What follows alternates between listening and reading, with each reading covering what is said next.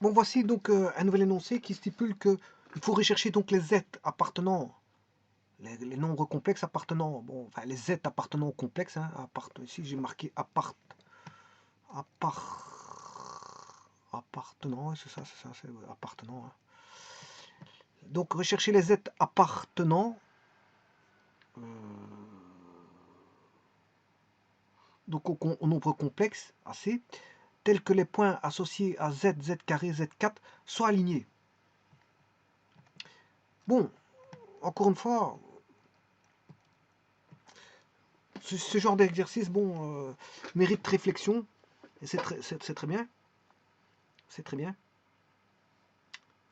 Et on va regarder comment on peut arriver à une solution à ça. Alors, la première des choses,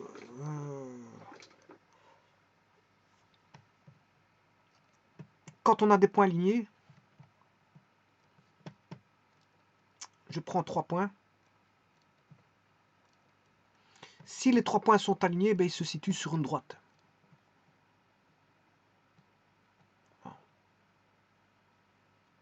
Alors, je vous rappelle ici que c'est les 3 points qui doivent être alignés, et pas 2. Hein. Bon, s'il y en a 2 qui sont alignés, ben, ils ne sont pas alignés, les 3 ne sont pas alignés. Il faut que les 3 soient alignés. Donc, les 3 font partie d'un alignement. Ce qui veut dire que, bon, ils doivent être alignés, on va mettre ça dans un repère, et on va regarder comment on peut interagir pour voir comment des points sont alignés. Alors pour ça, je vais mettre un repère, et pas n'importe lequel. Je ne vais pas tout de suite me situer dans les complexes, c'est ça l'astuce. L'astuce, c'est que les équations de droite proviennent d'équations vectorielles. Je vous le dis tout de suite. C'est d'abord de la géométrie vectorielle qui est cachée derrière des équations de droite. On voit la géométrie vectorielle et puis on voit les équations de droite qui proviennent tout droit de la géométrie vectorielle. Bon, mais la géométrie vectorielle est complexe. Bon, c'est pas éloigné, hein, parce que bon, on peut représenter un point complexe, mais ce point complexe on peut en faire un vecteur avec l'origine. Voilà. Donc, dans un premier temps, je vais regarder au niveau vectoriel. Comment ça va? Alors, au niveau vectoriel, je vais mettre une base vectorielle. Voilà, une base vectorielle. Je vais mettre E1. Voilà. Et la même norme ici pour avoir un repère orthonormé ici. Bon, en gros, c'est ça. Hein. Voilà, E2. Voilà. C'est un repère vectoriel. Bon, alors je vais situer 3 points qui sont alignés. Voilà. Comment décrire une équation avec 3 points alignés? Bien, pour ça, je vais dénommer les points. C'est la première des choses à faire.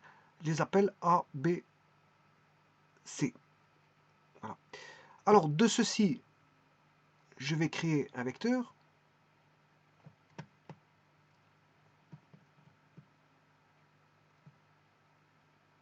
Je vais l'appeler OA.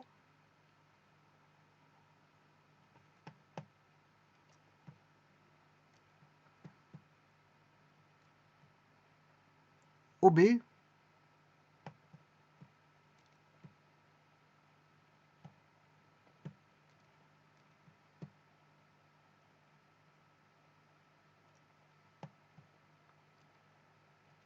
Et OC.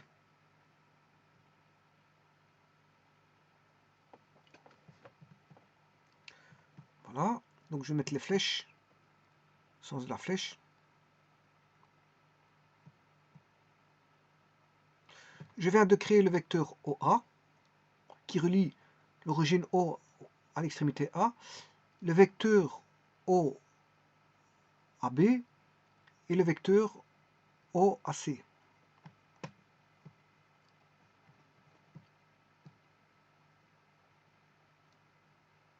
Alors comment voir que les 3 points sont alignés? Mais je viens de vous dire qu'ils doivent être situés sur une droite.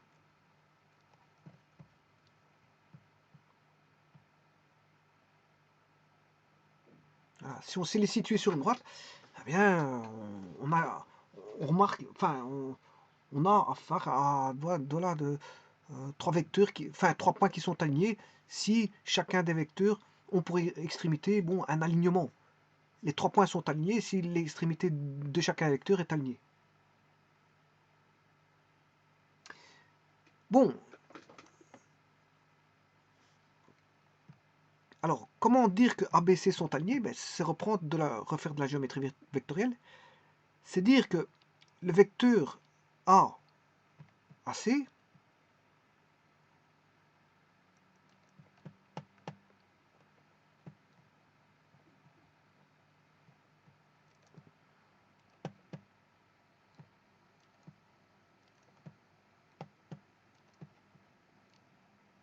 le vecteur AC est proportionnel au vecteur AB.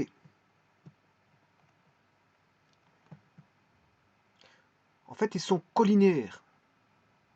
Il y a une collinéarité, ils sont sur une même ligne.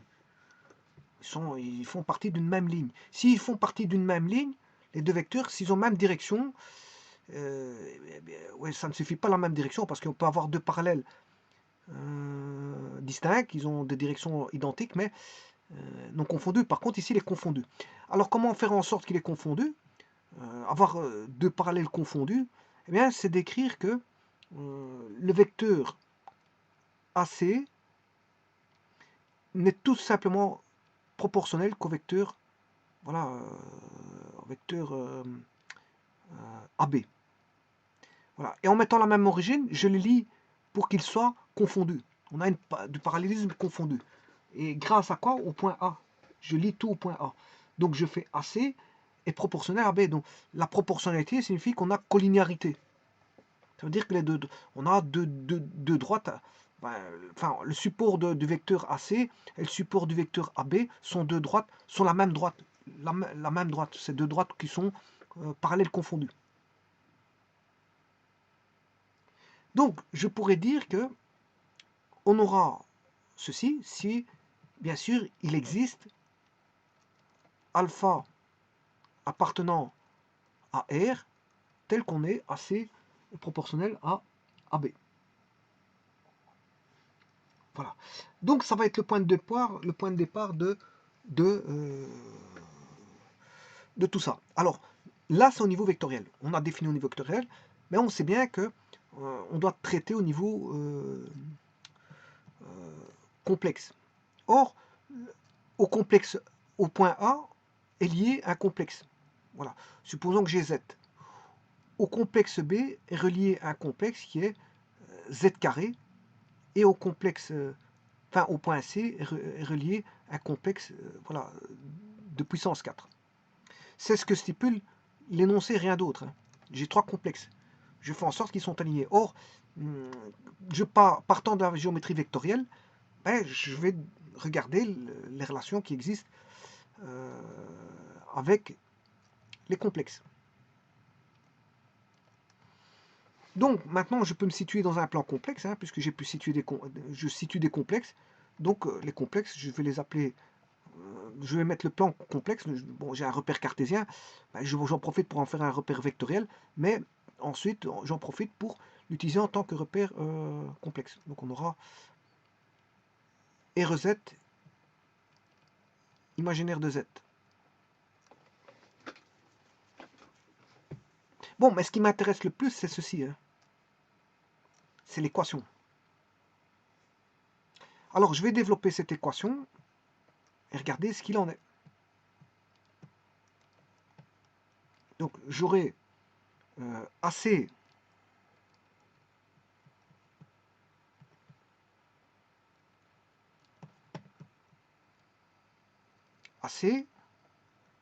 est égal à alpha AB.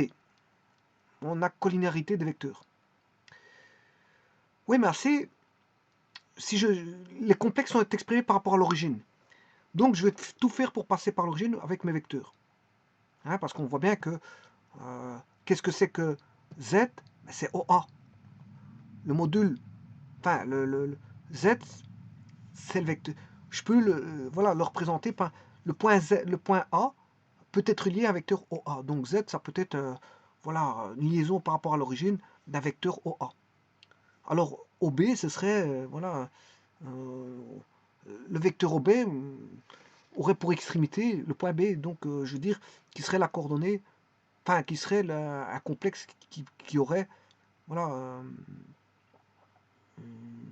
qui serait Z carré. Un complexe qui serait Z carré. Donc c'est le carré. Je vous rappelle que Z carré, c'est dépendant, hein, il y a une dépendance. Hein. Z carré est dépendant de Z, et Z4 est dépendant de Z, et Z4 est dépendant de Z carré. Hein. Tout est relié, ils sont tous les trois reliés. Mais Z, en fait, c'est l'extrémité de OA. Z carré, c'est l'extrémité de OB. Et Z4, c'est l'extrémité de OC. Voilà.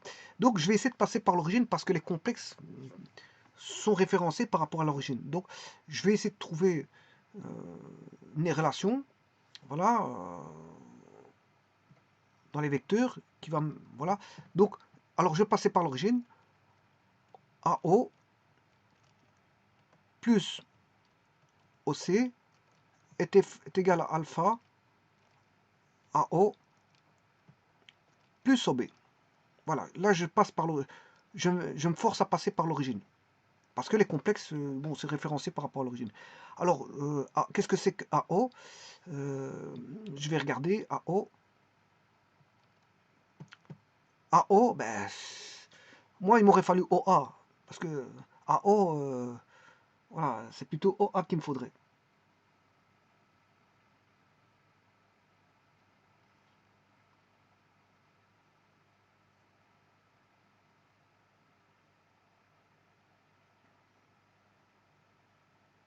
Parce que le vecteur, c'est Z, je vais exprimer par rapport à OA. Et alors, OC, c'est Z4. Alors, je vais exprimer par rapport à OA et non pas à O. Donc, ici, je vais avoir OC, il est bien exprimé, il n'y a pas de problème. Par contre, AO, c'est moins OA. Et là, maintenant, j'ai exprimé par rapport à Z. Donc, ici, j'ai déjà quelque chose. Hein. Voilà. Et je fais la même chose avec l'autre. Est-ce que je connais AO? Non. Par contre, je connais OB. Enfin, AO, je le connais, mais en opposé. Donc, je vais prendre moins OA. Voilà. Et maintenant, à partir de là, j'ai défini les complexes. OC, ben, c'est le dernier, c'était Z4. Hein. OC, c'est Z4. Voilà. OC, c'est OB, c'est Z carré, et OA, c'est Z.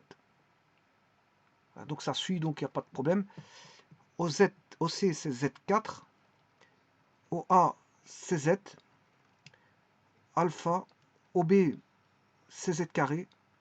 Voilà, et OA, c'est Z. Voilà, ben on va résoudre ceci.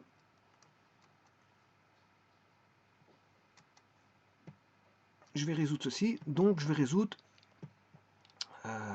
Z4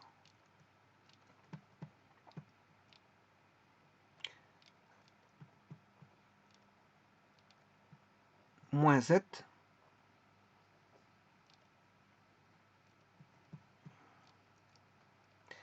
alors il existe alpha, bien sûr, il existe alpha tel que on est Z4 moins Z, alpha Z carré moins Z. Alors je vais mettre en évidence ici le Z, ça fera Z Z cube moins 1 est égal à alpha Z Z moins 1. Voilà. Alors, Z cube moins 1, si il est divisible par Z moins 1, ça fait Z carré, Z cube, voilà, moins Z carré, ça fait plus Z carré, moins 1, puis je vais éliminer le Z carré, là j'ai enlevé le Z cube, voilà.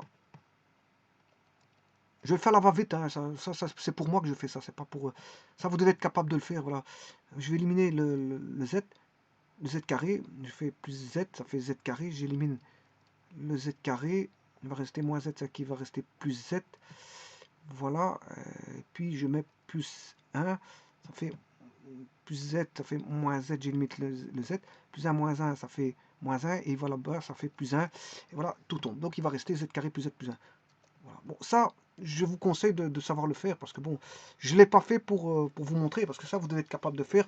Quand vous arrivez ici, vous êtes capable de faire, voilà, les divisions euclidiennes. Hein. Bon, je ne dois pas vous montrer ceci, ici, c'est pas le but de vous montrer les divisions euclidiennes. Hein. Donc ici, c'est z-1 fois z carré plus z plus 1 égale alpha z fois z-1. Voilà. Alors, pour qu'il y ait égalité, il y a une première solution qui est présente. Mais si, voilà, si z égale 0, voilà, si z égale 0 est une solution. Voilà, z est égal à 0. Et si on a z égale 0, voilà, avec celui-ci, hein, si vous mettez z égale 0, voilà, par exemple pour celui-ci, ben, il y aura égalité.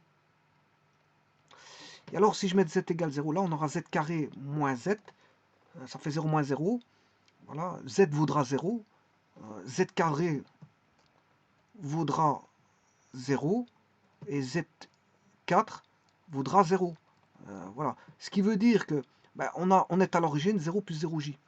Et 0 plus 0j, voilà, il est aligné voilà, sur z, sur son carré, sur z4. Voilà. Ben, ça, c'est une solution un peu particulière. C'est un point. Et voilà, c'est un point. Voilà. Maintenant, je vais prendre si z égale 1. Voilà. Si z égale 1, qu'est-ce qui va se passer? Z égale 1, celui-ci va s'annuler, celui-ci va s'annuler, donc on a bien une égalité. De nouveau, on a une égalité. Bon, ça veut dire que si z égale 1, de nouveau, z4 vaudra 1, et ouais, z carré égale 1, et z4 vaut 1. Donc là, on est au point, si vous voulez,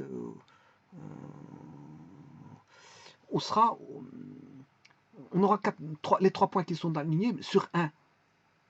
Z vaut 1. Au point 1. Tout sera aligné sur le point 1. On aura un même point. On aura ABC qui sont situés au même point 1. Tout comme ici, ABC sont situés au même point 0. On est en 0. Par contre, ici, on est en A, B, C, en 1. Voilà. Bon, c'est pas fort intéressant ça. Bon, mais heureusement qu'il reste le dernier. Alors, le dernier, pour qu'il y ait égalité, il faut que z carré plus z plus 1 soit égal à alpha. Et là, on aura égalité.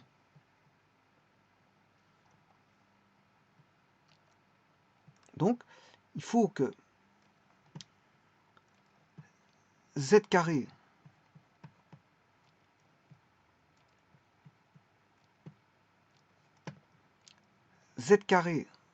plus z plus 1 doit être égal à alpha. Bon, alors alpha appartient bien sûr au réel. Bon, c'est aussi bien de dire que z carré plus z égale alpha moins 1. Ben, ça reste un nombre que je vais appeler, je sais pas moi, lambda.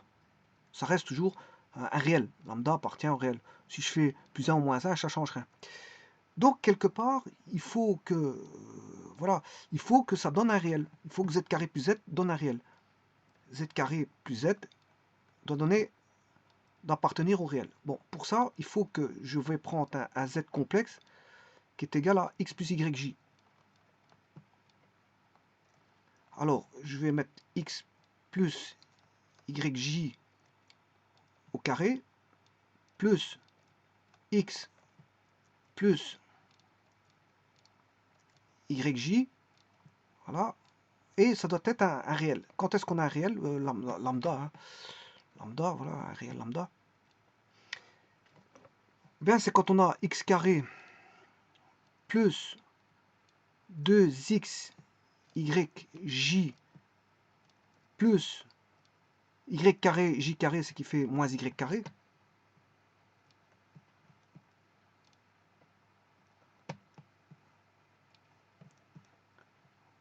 moins y carré plus x, y, j égale lambda. Voilà. En d'autres termes, ça veut dire que la partie imaginaire doit être nulle. C'est ce que ça veut dire. Donc, quand ce qu'elle est nulle, quand on a 2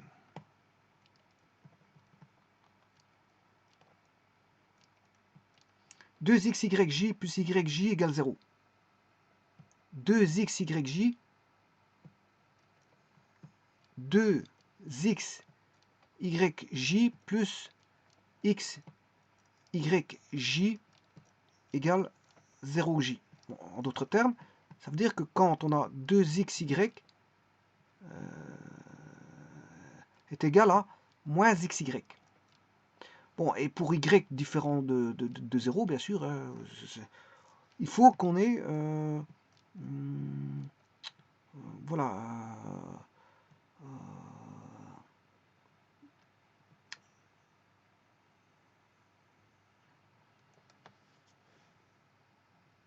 ici il y a peut-être une erreur, peut-être une petite erreur.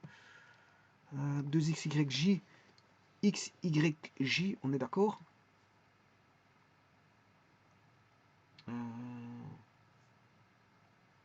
Ouais, plus yj.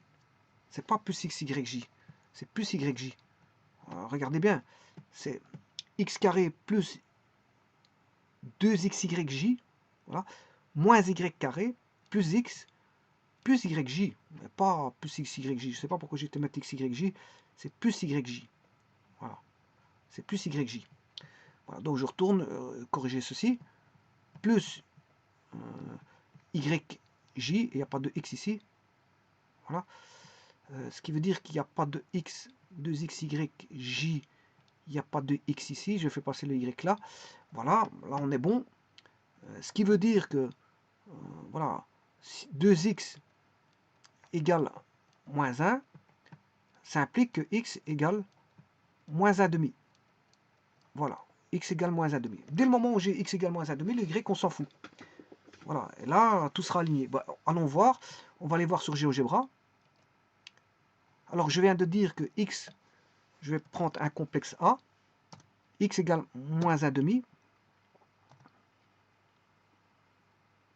Alors je ne vais pas mettre un y trop grand, parce que si vous allez faire exposant en 4, ça va devenir très très grand, il faudra que je zoome. Hein. Bon, je vais mettre, voilà, plus quelque chose de raisonnable, 2 Alt I, voilà, voilà j'ai le premier. Bon, je vais chercher A carré, et je vais chercher A4. Voilà, voyons voir s'ils sont alignés.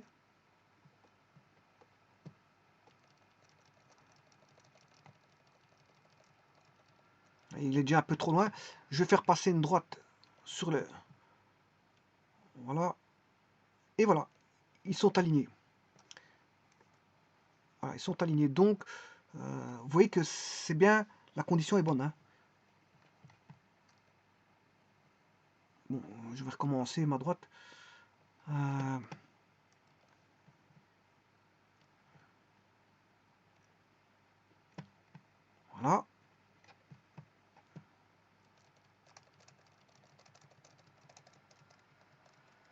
Oui, bien, il passe bien par Z2. Bon, je vais changer ça maintenant. Je vais mettre, je sais pas moi, pas trop grand aussi. Quelque chose d'un peu plus petit. Je vais mettre 1. Voilà, voyons voir. Ouais, là, il faut faire un zoom. Voilà, ils sont alignés. Hein. Vous voyez qu'ils sont alignés. Bon, je vais aller rechercher racine carrée de 2. SQRT de 3.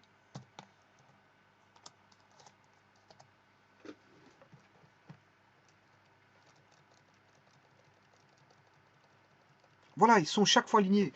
Dès le moment où vous prenez donc le x du complexe qui vaut moins 1,5, bon, vous avez toujours un alignement hein, des 3, de A carré à 4.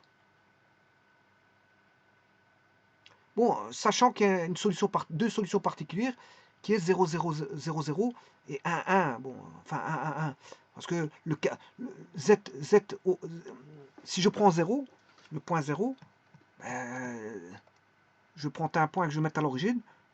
Là, c'est Z vaut 0. Ouais, je sais pas pourquoi il la met sur le côté, là. Voilà. Là, si je prends 0, ben, son carré, il vaut 1, il vaut 0. Et son exposant 4, il vaut 0. Donc, c'est une solution particulière, ça là. Bon, mais c'est un point. On peut pas dire c'est un point. Bon, il a nié sur lui-même. Maintenant, une deuxième solution particulière, c'est le point là, 1. Non, 1, je sais pas, il n'est pas là, je m'excuse. Il n'est pas là. Il est, il est là. Voilà. Donc il y avait l'origine. Voilà. Donc le point B, là, ben, vous prenez 1 exposant 1, ça fait 1, 1 au carré, ça fait 1 exposant 4, ça fait 1. Il est aligné sur lui-même. Mais le problème, c'est un point. C'est un point. Donc c'est deux solutions particulières. C'est deux solutions particulières. Donc, pour avoir l'alignement des points, ben, vous prenez, voilà, il faut que, voilà, vous ayez absolument moins 1,5, voilà, moins 1,5, comment est-ce qu'on appelle ça, pour le complexe en temps réel. La partie réelle doit faire moins 1,5.